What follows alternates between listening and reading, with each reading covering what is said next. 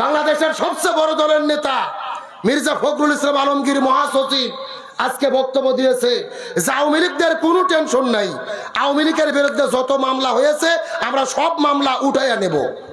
জোরে কোন সুবহানাল্লাহ। কি জোরে কোন নাউজুবিল্লাহ। বলতেছে আওয়ামী লীগের লোকের কোনো টেনশন নাই, আপনারা ধানের শীষে ভরসা রাখেন, আমাদের প্রতি ভরসা রাখেন, আপনাদের মামলা উঠাবো, নিরাপত্তা দেব। আমি মনে করি এই নেতার এই বক্তব্য জুলাইয়ের সাথে গাদ্দারি ছাড়া কিছু হতে পারে না। আমরা পরিষ্কার করে বলতে চাই, এই জমিনের ভেতর আপনি বিএনপি করেন, জামাত করেন, চরমোনাই করেন, হেফাজত করেন, যে দল খুশি আপনি করেন। তবে আমার প্রশ্ন, 2000 ছাত্র জনতাকে যারা হত্যা করেছে, আলেমদের জেলেবন্দি করেছে, আল্লামা সাঈদীকে হত্যা করেছে, 33,000 ছাত্র জনতাকে আহত করেছে, ওই আওয়ামী লীগকে যারা পুনর্বাসনের জন্য চেষ্টা করবে, এদেরকে জাতি বয়কট করবে এবং এদেরও পরিণতি ওই পতিত স্বৈরাচারদের মতোই হবে। আপনি কিভাবে বললেন আওয়ামী লীগের উপর থেকে সব মামলা উঠাই না হবে? আরে এরা যে হত্যা করেছে তার বিচার আমরা দেখতে চাই কি চাই না? গণহত্যার বিচার চাই কি চাই না? আপনি কে মামলা উঠে নেওয়ার? আবু সাঈদকে হত্যা করেছে, আবু সাঈদের বাবা জানে কত কষ্ট, মা জানে সন্তান হারানোর কি বেদনা। 2000 ছাত্র জনতাকে হত্যা করেছে, এই সন্তানের বাবা মা গুলো কেঁদে কেঁদে আজকে পাগল হয়ে গেছে। তাদের সামনে দাঁড়িয়ে যখন বলা হয় মামলা উঠে আনা হবে, এটা তামাশা ছাড়া কিছু হতে পারে না। আমাদের বগুড়ার কিছু সন্তান তারেক জিয়াকে বলতে চাই, মহাসচিবকে বলেন এই বক্তব্যের জন্য তার ক্ষমা চাইতে হবে। আমরা স্বৈরাচারের পুনর্বাসন মেনে নিতে পারি, যারা অন্যায় করেনি তারা এলাকায় থাক, আমাদের সমস্যা নাই। তবে যারা অপরাধ করেছে, যাদের নামে মামলা হচ্ছে, বিচার হওয়া লাগবে না? জোরে বলে লাগবে না? আর বাংলাদেশের বিএনপি জামাত সব দলকে বলি, আর দলাদলি করেন না। আমরা নিজেরা যখন দল করে ভাগ হয়ে যাব, এই সুযোগে স্বৈরাচার ঢুকে পড়বে। আজকে আমরা তো যা খুশি তাই করতেছি। সারা জীবন আমরা মাজলুম ছিলাম, আওয়ামী লীগের বিরুদ্ধে লড়াই সংগ্রাম করলাম, এখন নিজেরা যুদ্ধ শুরু করেছি। শিক্ষার জন্য আপনাদের একটা গল্প বলতে চাই, রাগ করতেছেন? শেষ করবো, শোনেন। 2টা বিড়াল 16 বছর ধরে না খাওয়া। জোরে বলেন কয় বছর? 16 বছর ধরে খাওয়া পায় না। 16 বছর পর একটা রুটি পাইছে। জোরে বলেন কি পাইছে? একটা রুটি পাওয়ার পরে 2 বিড়াল চিন্তা করছে রুটি ভাগ করে খেতে হবে। তখন 2 বিড়াল মিলে রাস্তায় গেছে রুটি ভাগ করবে। এখন 2 বিড়ালের ভিতরে একটা হচ্ছে ছোট বিড়াল আর একটা বড় বিড়াল। 2 বিড়াল রুটি যখন ভাগ করবে, গাছের উপরে ছিল একটা বানর, চেনেন না? বানর লাফ দিয়ে গাছ থেকে নেমে বলতেছে, ভাই তোমরা নিজেরা বন্টন করুন, আমাকে দায়িত্ব দাও, আমি তোমাদের সম বন্টন করে দেব। তখন 2 বিড়াল চিন্তা করতে, ঠিক আছে, বান্দর যেহেতু দায়িত্ব যাচ্ছে, দিলাম দায়িত্ব। বান্দরকে দায়িত্ব দিয়েছে। বান্দর হাতের মধ্যে রুটি নিয়ে বলতেছে, না, সমবন্টন যদি করতে চাই আগে সর্বপ্রথম দাড়ি পাল্লা লাগবে। জোরে বলেন কি লাগবে? তাই বলে দাড়ি পাল্লা নিয়ে আসে রুটি হাতের মধ্যে নিয়ে ভাগ করতেছে। কিন্তু যেই জায়গায় মাঝখানে, এখানে ভাগ না করে একটু উপর দিকে উঠায়া এখানে ছিঁড়ছে। এটা একটু বড়, এটা ছোট। এখন 2 পাল্লাই উঠে গেছে, এই পাল্লা গেছে নিচে, এই পাল্লা উপরে। তখন বান্দর বলতেছে, না, আমি তো সমবন্টন করব। বড় রুটি হাতের মধ্যে নিয়ে মুখের মধ্যে ঢুকে দিয়ে এক কামড় খাইছে। কথা কি বুঝেছেন? তবে যেখানে কামড় দিয়ে খাইলে রুটি সোজা হবে, ওখানে না খাই একটু বেশি খাইছে। খাইয়া এতটুকু এই পাশে রাখছে, আর এই পাশে হলো বড়টুকু। এবার এই পাশে বড়, এই পাশে ছোট, এটা ছেড়ে দিয়ে এই রুটি ধরে আর এক কামড় খাইছে। একবার এই পাশে এক কামড় খায়, আর একবার ওই পাশে এক কামড় খায়।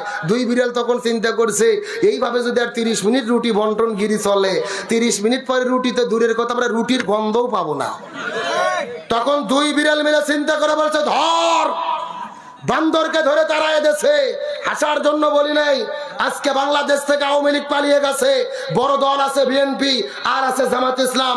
যার দলের রাজনীতি তারা করেন, জনগণ যাদের ভোট দেবে তারা দেশ চালাবে, যেই কয়টা আসন পাবে তারা এমপি হবে। তবে দয়া করে নিজেদের ভেতরে মারামারি করে বিভেদ করেন না। এই সুযোগে ওই ভারতেরা ওই হাসিনাকে দেশে ঢুকানোর চেষ্টা করবে। নিজেদের রুটি নিজেরাই ভাগ করে খান। আর ভাগ করার দায়িত্ব যদি নরেন্দ্র মোদী আর ভারতক দেন, আমও যাবে, সালাও যাবে। কথা ক্লিয়ার না ভেজাল আছে? এই জন্য বলতে চাই, দয়া করে ওই আওয়ামী লীগের কয়টা ভোট পাওয়ার জন্য মামলা তুলে নেবেন, এই বক্তব্য যারা দেয় এরা গাদ্দার মুনাফিক ছাড়া কিছু হতে পারে না। জাতি হিসেবে আমাদের সচেতন থাকতে হবে। আমরা 24-এর অভ্যুত্থানকে ব্যর্থ হতে দেব না। ইনশাআল্লাহ বলেন। এবং জুলাই সনদের বাস্তবায়ন হতে হবে, গণভোট হতে হবে, আইনি ভিত্তি থাকতে হবে, তারই ভিত্তিতে আগামী নির্বাচন হতে হবে। আজকে বাংলাদেশের সব ইসলামী দল একতাবদ্ধ হয়েছে, জুলাই সনদের ভিত্তি ছাড়া এই জমিনে কোনো নির্বাচন হবে না। তার কারণ কেন ভিত্তি লাগবে?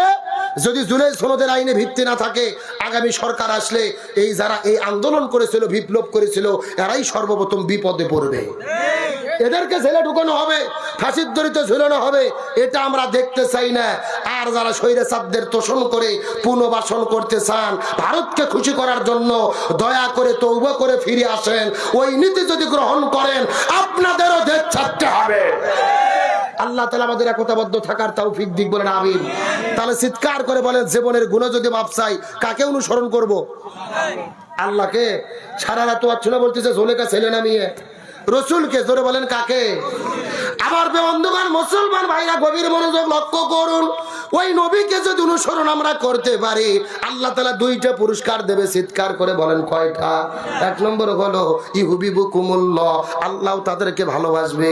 আর দুই নম্বর পুরস্কার হলো ওয়ায়াগফির লাকুম যুনুবাকুম আল্লাহু গফুরুর রহিম।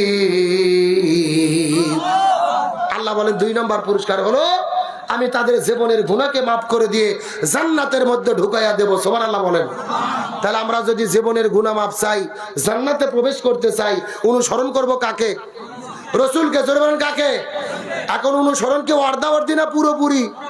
শুধু কি মসজিদের মধ্যে মানবেন নাকি সমাজেও মানবেন? যেই নবীর আদর্শ দিয়ে মসজিদ চলবে, ওই নবীর আদর্শ দিয়ে সংসদ ভবন চালাতে হবে।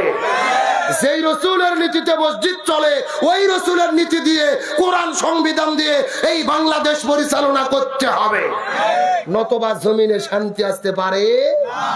আবার বন্ধুগণ, মুসলমান ভাইরা গভীর মনোযোগ, কবরের মধ্যে সাপ কয়টা?